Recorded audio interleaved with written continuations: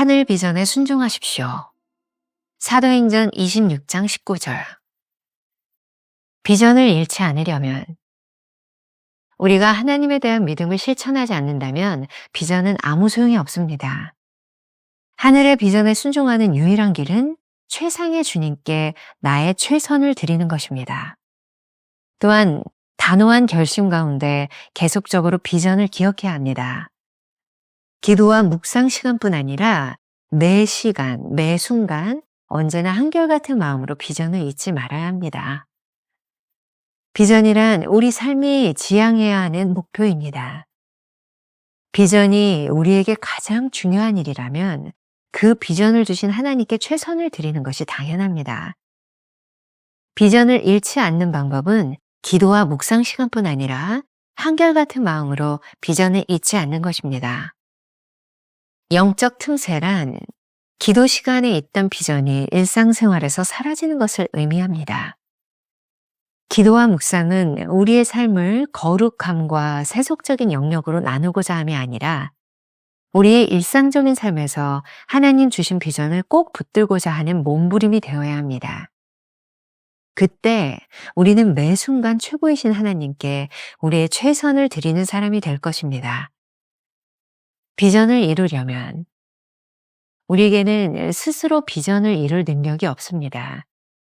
비전이 비전을 이룹니다. 따라서 비전이 이루어질 때까지 그 비전이 주는 영감에 의해 살아야 합니다. 비전을 끝까지 붙들고 있어야 비전을 이룰 수 있습니다. 하나님을 바라보고 하나님이 하시는 일을 기다려야 합니다. 기다림은 하나님을 향한 우리의 충성심을 시험하는 시간입니다. 이 기다림의 시간에 하나님께서 허락하시는 돌풍이 찾아옵니다. 하나님께서 돌풍을 보내시면 가만히 계십시오. 주님보다 앞서지 말고 기다리십시오. 만일 당신이 돌풍 가운데 스스로 안전한 자리를 찾아 안주하면 당신은 아주 쓸모없는 속 빈 강정이 될 것입니다. 비전을 이루는 열매는 기다림을 통해 옵니다. 챔버스는 이러한 돌풍의 시간을 훈련의 때로 보았습니다. 돌풍의 시간에도 우리는 비전의 빛 가운데 발걸음을 뗄 수 있습니다. 비전이 비전을 이루는 열쇠입니다. 김병삼 목사의 매일 만나 365, 오늘은 3월 11일 하늘 비전에 순종하십시오 라고 하는 제목으로 두 가지의 주제를 가지고 나눠보도록 하겠습니다. 첫 번째, 비전을 잃지 않으려면. 혹시 첫날의 묵상 말씀을 기억하시는 분이 있는지 모르겠습니다. 최상의 하나님께 나의 최선을 드린다. 아주 유명한 문장이죠.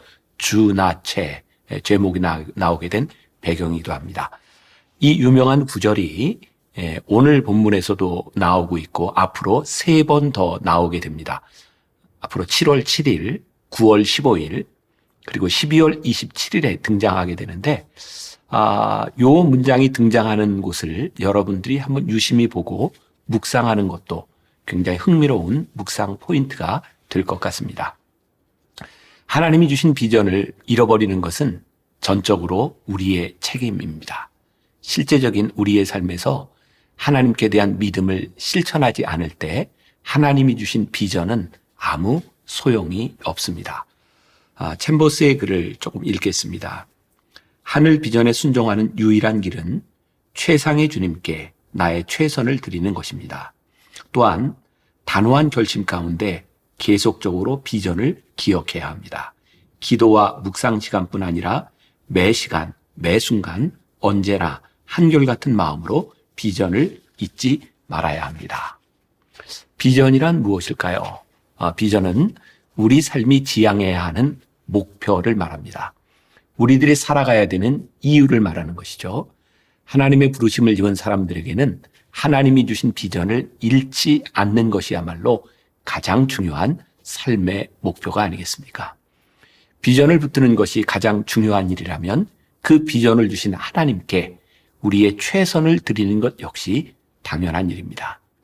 어느 날 우리의 삶에서 최선을 드리는 것이 하나님이 아닌 다른 것이라는 것을 발견하는 순간, 우리들의 삶에 영적 틈새가 생겼음을 알게 됩니다. 챔버스의 묵상에서 발견하게 되는 중요한 비결입니다. 비전을 잃지 않는 방법은 기도와 묵상 시간뿐 아니라 매 시간 한결같은 마음으로 비전을 잊지 않는 것입니다. 영적 틈새란 기도 시간에 있던 비전이 일상생활에서 사라지는 것을 의미합니다. 자, 중요한 말입니다. 기도와 묵상의 이유는 우리의 삶을 거룩함과 세속적인 영역으로 나누고자 함이 아니라 우리의 일상적인 삶에서 주님이 주신 비전을 꼭 붙들고자 하는 몸부림이 되어야 합니다. 오늘 여러분들이 묵상하는 이유, 비전을 붙들기 위함입니다. 그때 우리는 매 순간 최고이신 하나님께 우리의 최선을 드리는 사람이 될 것입니다. 왜 챔버스는 오늘 본문을 택했을까요? 사도 바울이 아그리빠 왕 앞에 붙잡혀와 신문을 받던 순간에도 자신에게 주어진 비전을 잊지 않고 선포하는 모습을 기억하라. 여러분들도 기억하라고 하는 것입니다. 오늘 우리가 기억해야 될 한 줄 노트입니다. 하나님을 향한 믿음의 삶 속에서 적용되지 않으면 비전은 곧 사라지게 될 것입니다. 두 번째 주제, 비전을 이루려면. 비전을 잃지 않는 것보다 더 중요한 것은 비전을 이루는 일이 아닐까요? 챔버스는 이 부분에서 하박국 2장 3절 말씀, 비록 더딜지라도 기다리라는 말씀을 인용하고 있습니다. 우리가 비전을 잊지 않는다 해도 우리들 스스로 그 비전을 이룰 수 있는 능력은 없습니다. 여기서 아주 흥미로운 표현이 나오고 있습니다. 읽습니다. 비전이 비전을 이룹니다. 따라서 비전이 이루어질 때까지 그 비전이 주는 영감에 의해 살아야 합니다. 굉장히 멋진 표현이라는 생각이 들었어요. 비전이 비전을 이룹니다. 오늘 아침 이 말씀을 가만히 붙들고 묵상해 보면 좋겠습니다. 비전을 이루는 것은 비전입니다. 즉, 더딜지 모르지만 그 비전을 끝까지 붙들고 있어야 비전을 이룰 수 있습니다. 하박국은 무엇을 기다리라고 했을까요? 하나님을 바라보고 하나님이 하시는 일을 기다리라는 것입니다. 이러한 기다림은 실생활에서 실제적인 삶에 몰두하면 사라집니다. 비전을 보았지만 그 비전이 이루어지지 않는다고 안달을 하는 순간 실제적인 삶에 빨려 들어가 다급하게 구는 순간 그 비전을 잃게 됩니다. 흥미로운 표현입니다. 비전을 잃지 않기 위해서는 그 비전을 붙잡아야 한다는 것 말입니다. 오늘 묵상에서 기다림이라는 단어가 아주 중요합니다. 기다림은 하나님을 향한 우리의 충성심을 시험하는 기간입니다. 기다리지 못하면 우리는 영혼의 부요함을 잃게 됩니다. 혹시 오늘 아침 묵상하고 있는 여러분들 가운데 기다림의 시간을 지나가는 분들이 있다면 이 말씀이 여러분들을 꼭 붙들어 줄 수 있으면 좋겠습니다. 이 기다림의 시간에 하나님께서 허락하시는 돌풍이 찾아옵니다. 이 돌풍의 시간에 우리의 믿음이 무엇인지, 우리가 어떤 존재로 살아가고 있는지 정체가 드러납니다. 이 시간을 통해 하나님께서 우리의 심령에 거룩한 씨를 심을 수 있고 속빈 강정이 드러날 수도 있을 것입니다. 조금 더 읽어드리겠습니다. 하나님께서 돌풍을 보내시면 가만히 계십시오. 주님보다 앞서지 말고 기다리십시오. 만일 당신이 돌풍 가운데 스스로 안전한 자리를 찾아 안주하면 당신은 아주 쓸모없는 속빈 강정이 될 것입니다. 하나님의 비전은 그 비전을 계속해서 바라보는 사람을 통해 이루어집니다. 좋은 이해가 될 수 있을 것 같습니다. 1956년 1월 8일 짐 엘리엇은 에콰도르의 아우카족에 선교를 위해 떠나갔다가 다른 동료 4명과 함께 아무것도 하지 못하고 무참하게 살해당합니다. 이 사건을 보고 세상 사람들은 낭비라는 말을 썼습니다. 현실적으로 볼 때 그것은 낭비가 분명했습니다. 하지만 현실이 아닌 비전을 끝까지 붙들고 있던 사람이 있었습니다. 바로 그의 아내 엘리자벳 엘리엇이었죠. 남편의 순교 소식을 들은 엘리자베스는 남편의 비전을 따라 아우카족에게 돌아가기로 결심합니다. 그리고 1년 동안 간호사 훈련을 받은 그녀는 아우카족 마을로 다시 들어갑니다. 아우카 부족은 외부에서 찾아온 남자는 죽여도 여자는 죽이지 않는 풍습을 가지고 있었기 때문에 그녀를 받아들였습니다. 그녀는 5년 동안 이 부족과 생활하며 그들을 섬길 수 있었죠.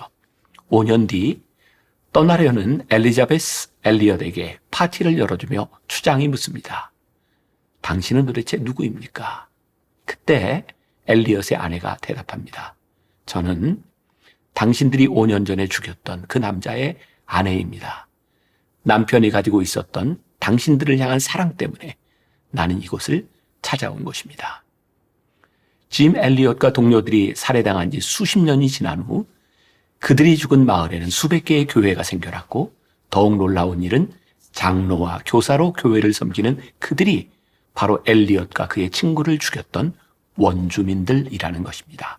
또한 그가 남미의 열대 우림 속에서 죽은 지 40년 후인 1955년 엘리엇이 졸업한 시카고의 위튼 대학에서는 강력한 부흥운동이 일어났습니다.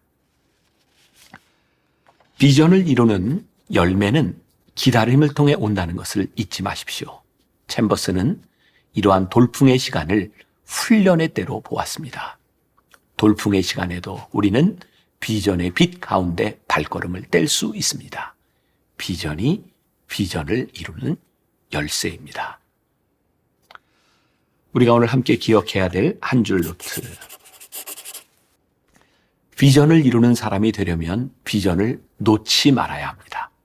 때로 지루한 기다림이 찾아올 때 우리의 가슴에 씨앗을 뿌리고 계시는 하나님을 바라보는 눈이 열려야 합니다.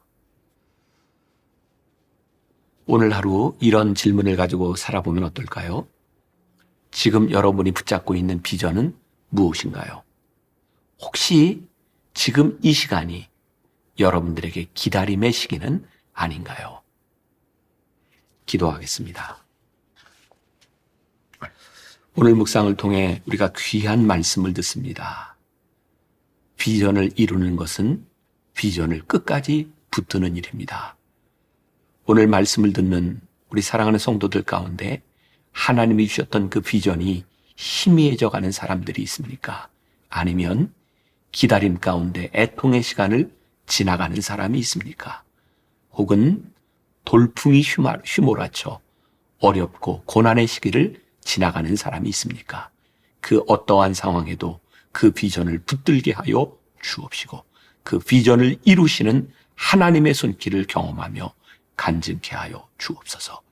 예수님의 이름으로 기도했습니다. 아멘. 하나님을 향한 믿음이 삶 속에서 적용되지 않으면 비전은 곧 사라집니다. 비전을 이루기 위해서는 비전을 놓지 말아야 합니다. 때로 지루한 기다림이 찾아올 때 우리 마음에 씨앗을 뿌리고 계시는 하나님을 바라보는 눈이 열려야 합니다. 지금 당신이 붙잡고 있는 비전은 무엇입니까? 혹시 지금 이 시간이 기다림의 시기는 아닙니까?